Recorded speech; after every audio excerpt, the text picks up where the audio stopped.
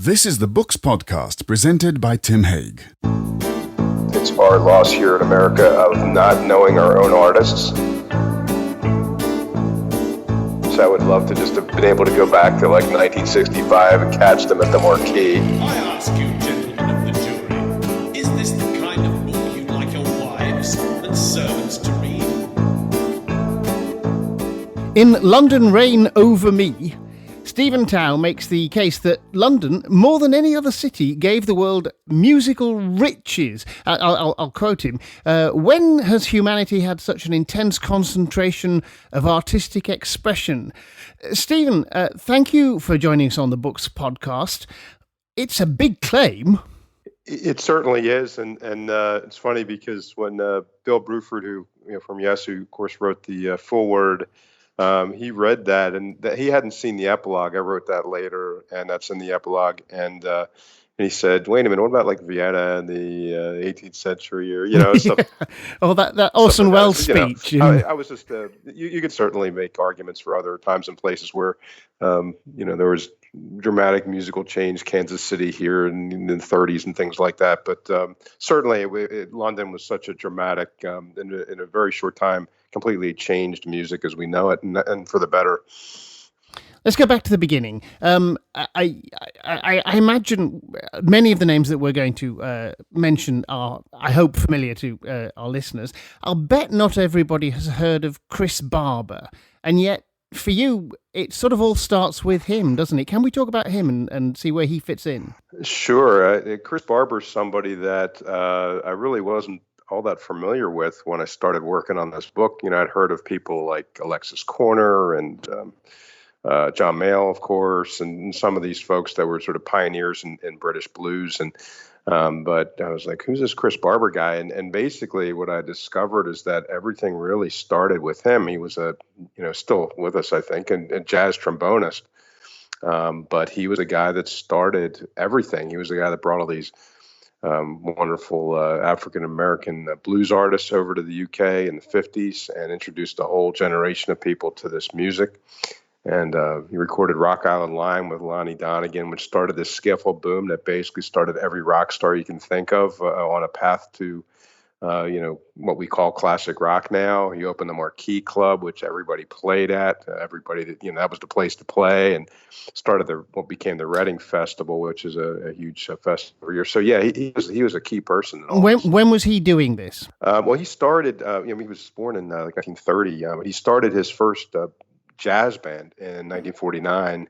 And in his jazz band was a guitar player named Alexis Korner. And so Alexis Korner became sort of the guy for the blues. And so he kind of got Alexis Korner started. And then, like I said, in the 50s, brought all like Muddy Waters over to the UK, and Sonny Terry Brownie McGee, Sister Rosetta Tharpe, all these incredible artists. And you have all these young kids, and just in different ages anyway, just seeing these people and experiencing this music, because this was not something that you could find they wouldn't play it on the BBC. So it was very difficult to and it was like, we never seen anything like this before. So you kind of like got all of this started. And the Skiffle song came out in like 1956, and that became a huge hit and started the entire country of post-war kids playing, skiffle and eventually rock and roll. Because the great thing about skiffle was that you didn't actually need to be very good, did you? You didn't need the big musical chops at that time. If you wanted to get a washboard and a banjo, you could form a band. Right. It was kind of like punk rock before there was punk rock. The ideal of punk rock is that anyone can do it. Just do it. Doesn't matter whether you're any good. Doesn't matter that you don't have years and years of training at Juilliard on your instrument. Just get up there and do it. And I think that and you don't have to have a lot of money. And so a lot of these kids did not.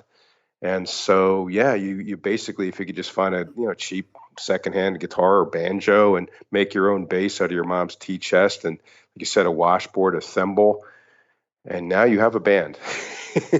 Well, you mentioned Alexis Korner and John Mayall, and I imagine most of us are familiar with the names at least. Of course, they gave rise to and nurtured. They were almost like an academy for blues rock in the UK. Almost everybody in London played for them before going on to great things. Right. They were kind of carrying the torch for blues. I mentioned Chris Barber. Chris Barber wasn't so much devoted to the blues. He was, like I said, jazz trombonist, and he liked the blues. He played blues, but those guys, especially Corner and John Mayall, they were. It was the gospel for them. That was their job, and so they did, and they were, to have the kind of to sort of sublimate their egos, to have people with such talent in their bands. Like people who? like Charlie Watts and Eric Clapton, Peter Green, and John McVie, and on and on and on of talent, because they wanted the best players. So you wanted to play with Alexis Corner or John Mayall, you had to be good. And so a lot of these folks were like learning, let's say Clapton left the Yardbirds and joined the Blues Breakers.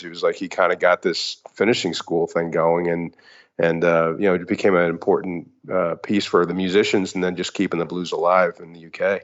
And Clapton, of course, became quite a good guitarist. It has to be said. He play a little bit. Yeah. So the thing is that America had the blues. It comes from America. Why then does London turn that into the classic rock, and we have the explosion that you describe in the book? Well, there's kind of like, as you're asking that question, I'm thinking of two parts. So first of all, it's our loss here in America of not knowing our own artists. And mentioned this in the introduction to the book, that you have Jimmy Page sitting down with David Letterman a few years back, and who are your influences? And Page is like, Jimmy Reed and Sonny Boy Williams, and he starts rattling off some of these names, and Letterman's like a deer caught in the headlights. He's like, Sonny Boy who? Like, it's one of ours, dude. Well, of course, one of the points is that they were all black, and yes. the British perhaps were a little more accepting of black artists. Yes, no doubt. Certainly back then, whether it was somebody like Sonny Boy Williamson or John Lee Hooker or Muddy Waters, any of those folks. Later on, Jimi Hendrix. A guy by the name of Geno Washington, who was an American who went over there and stayed, who's still there. And so, they, especially back in the 50s and 60s, everything was segregated here, and they were treated. It was kind of uncomfortable for a lot of the black musicians, because they were treated so badly in America, and then they went over to the UK and they're treated like royalty. So they had trouble handling it a little bit. I want to talk as well about the locations. You make a great deal out of the specific clubs and the locations in which these bands had the opportunity to perform. And I wonder if you think that the locations are important. As it happens, where I live, I'm bang in the middle of that West London scene. I'm sort of halfway between Ealing, where the Ealing Jazz Club was, and Richmond, where Crawdaddy Club was, and I can walk to Eel Pie Island. In fact, of course, while I was reading your book, I had to go down and have a look at where the Eel Pie Island Hotel was. It's not there now, of course. It's just some apartment blocks, and I think in the book you say that if this was America, there'd be museums there dedicated to these places, and we've just lost them. You have to go and look for them, and if you didn't know, you wouldn't know where they were. Right. I just kind of look at that and I say, because we go to the other extreme, right? If there was a Rolling Stones, the Rolling Stones were American and the Crawdaddy was here, there would be a whole museum with, you could buy shot glasses and you could pretend to be Mick Jagger, and it's all interactive thing, and it's all about crass commercialism. On the other side, in the UK, you kind of have to go, wait a minute, and I was like, wait, where was the hotel to see this lady taking out her trash rubbish, right? And you made the pilgrimage, did you? You went down there and met this lady. Yeah, I did. And she says, it was right, my home is right here, and that's where the hotel was. But there's no indication that there was anything there. So, and it was I think Eel Pie Island in particular was such a unique place, such a eclectic and sort of odd place to go, but it's for still an kids, odd place. It's still an odd place to go. For those who don't know it, it really is. It's genuinely an island in the Thames, in the River Thames. And until 1957, there wasn't even a bridge over to it. You had to, swim or something, even though people lived there. You had, either swim or there was like a barge you could sort of, like a chain barge you could pull yourself over, and then the bridge went up, and even that wasn't a tiny little bridge, but it was like a whole sort of, it was an adventure for the fans, an adventure for the bands to get their equipment over there. And you kind of went there and you looked forward to it all week, and you go down to the Yopai Island and pay your, a couple of pence to the little old lady at the bridge to get across. And it was just an experience. And there was tremendous talent playing it there, American and British talent for sure. We talked about Londoners playing the blues and R&B. Something happened then, though, didn't it? Yeah. Again, I'm going to quote you. As 1965 dawned, those making R&B music in London realised they could head in one of two possible directions. They could stay faithful to their roots, like Eric Clapton, John Mayall, Graham Bond, Alexis Corner, or they could make hit records. So something happened. There was a diversion there, and something caused. Again, I'm going to use the word explosion. Yeah, you had to. It's like anything else. There's that conflict between art and commerce, and by the time you get to 65, if you really wanted to kind of make the next step, you had to. You couldn't just continue to play the blues. And there were people like the John Mayalls and Alexis Corners that kept the blues flame going. But if you wanted to, if you were the Yardbirds or the Moody Blues in the early days, you needed a hit, and so that definitely changed right around that time. Yeah, and of course Eric Clapton rather famously departed when the Yardbirds made a hit record. He said, "No, I'm not doing that," and walked. He did. He was, at that time. I mean, always has been very dedicated to the blues, continues to be. He just was like, no. They bought the song "For Your Love," became a big hit, but he's like, I don't want to do that, and that's when he moved on to the Blues Breakers. Eventually, of course, to Cream. Oh yeah, he had some success in due course. He did okay for himself. He did okay. And here actually, that leads me on to another point. Some of the bands that you talk about, they have fantastic longevity. You've got your Pink Floyds and your Rolling Stones and The Who, but some were mayflies. You talk about the Pretty Things, Cream, Eric Clapton, again, a short-lived band, Tomorrow, a band called Tomorrow that Steve Howe of Yes played in before he went to Yes. What made the difference? Why did some implode so quickly? That's a big question. I mean, I think in some of the reason, like I'm thinking of Cream, you had these three guys that enormous talent, enormous egos, and that's difficult to hold together for a long time. But if you look at like the Stones, I think the Stones lasted because, you had the big egos, but everybody kind of knew, Mick's the star, Keith is the star. And then, we're just kind of doing our jobs, and they just were able to hold that together for many, many years. The Who, I can't figure that one out. Those guys are just, there's two of them left, they just they explosive personalities and all that sort of thing. But, they were a combustible mix, weren't they? Yeah, really. I would have, man, how much I would love to just have been able to go back to like 1965 and catch them at the Marquee. That would have just been incredible. Do you know, I saw The Who only once, and at that time, Pete Townsend, the guitarist, was going deaf, and Roger Daltrey, the singer, had a sore throat. The drummer was actually dead. Keith Moon was already dead, and they were still the best live band I'd ever seen. And I sat there awestruck saying, what were these guys like when they were good? They must have been sensational. They were. They were just. The Who touches on everything. Everything in rock and roll, pretty much. The Who touches on the blues, psychedelia. What's up? You say that the Who are perhaps more important even than the Stones, or at least more influential than the Stones. So yes, please do tell me about the Who. They touch on so many things, and you mentioned the blues, and they touch on psychedelia. They kind of had a role in getting a progressive rock going.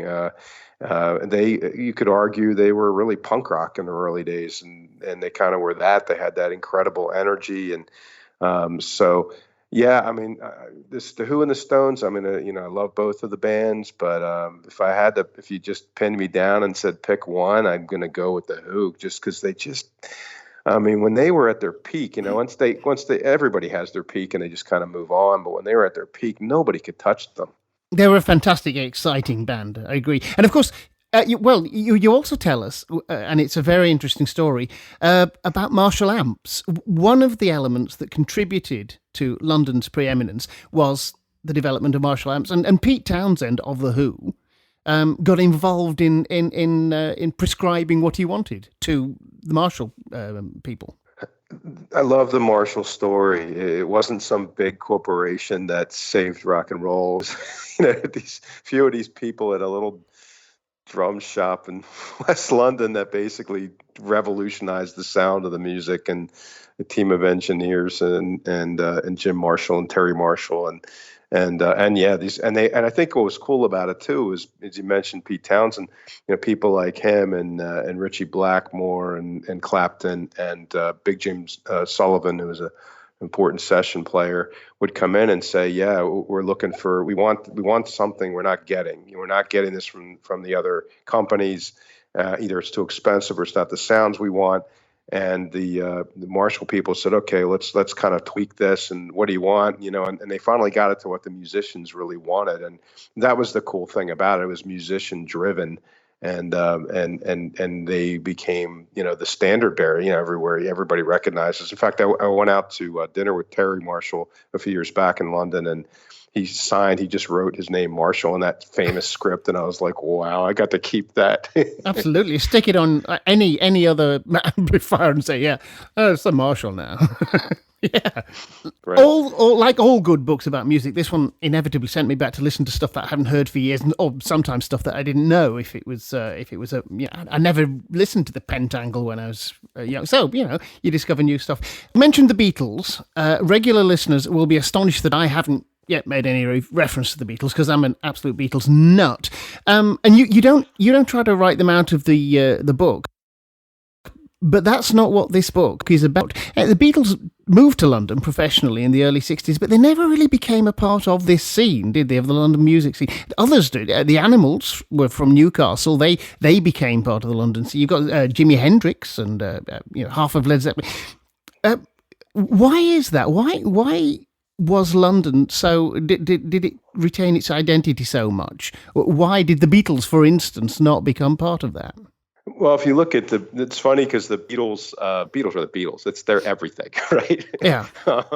So obviously I couldn't, even though they weren't playing club dates in London, I couldn't ignore them in the book. So I talked to them, about them in the book because you have to. And I am also, like yourself, a fan of the Beatles anyway. But the Beatles had already kind of made their club presence felt in either in Hamburg, Germany, or Liverpool. And so they, of course, had to come to London, especially back then, if they wanted to get a record deal, which they did. But there wasn't really, they were already kind of getting on package tours early on. It wasn't like they had to kind of make a name for themselves at the London club circuit or the surrounding area. So, yeah. You're saying that by the time they got to London, they were already the finished product. They were already the package. Whereas all these other bands were sort of in formation. They were developing as when they were in London, I think. In a way, even though the Beatles were still very young when they went to London, they were kind of a finished product in some ways. Now you'd say, well, wait a minute, "Love Me Do" isn't the same as Sgt. Pepper's. What I mean is, in terms of, they were kind of like veterans in a lot of ways, and they really already paid their dues to the club dates. And whereas the London bands, whether it's the Stones or the Yardbirds, they still had to, the Who, they still had to kind of do that London club circuit thing, or people like you mentioned, the Animals coming in from Newcastle, or the Zombies, or people like that. And so, the Beatles that wasn't really necessary at that point. They'd already kind of made the jump to a bigger commercial level. We've talked a lot about the blues. There are other elements that made up classic rock, though, and we should, before we finish, talk a little bit about the folk scene, which fed into the classic rock that we see in the sort of late 60s and early 70s. It's funny because the folk scene, or the folk club circuit, was like parallel, let's say, to the rock club circuit in the UK, and you talk to people on both sides, and they're like, they didn't mix. They're so insistent, that they didn't mix, and that made me think they had to mix. Yeah. And right. And you get a band so- like Led and Zeppelin, it which wasn't- is as much a folk band as a rock band, and Jethro Tull and Jethro Tull. I was just thinking this too because one of my roommates gave me the Benefit record, Jethro Tull, and same thing. And I listened to that, and I was like, "This is really good." But yes, there's so many of those bands, whether obviously drawn from folk traditions or not, were and yeah, people forget that about Led Zeppelin. You mentioned them, and so much of especially their early albums, were just drawn from all that, and it had an immense influence. And I think it made everything much more English. And I think that was part of what kind of, let's say, graduated these bands from, let's say, emulating the American blues bands to creating their own identity. which they did, and which the book details in a rather engaging manner. Stephen, thank you very much. I really enjoyed this book. Thank you, Tim. Thanks for the kind words. It was fun. The book was fun too. London, Reign Over Me, How England's Capital Built Classic Rock by Stephen Tow is published by Rowan and Littlefield at £15.95 in the UK, and it's $28 in America. And worth every penny. Stephen, thank you very much. Thank you, Tim. That was Books Podcast, presented by Tim Haig. Books Podcast is a Green Shoot production. You can find out more at www.green-shoot.com, and Tim can be contacted on tim@green-shoot.com.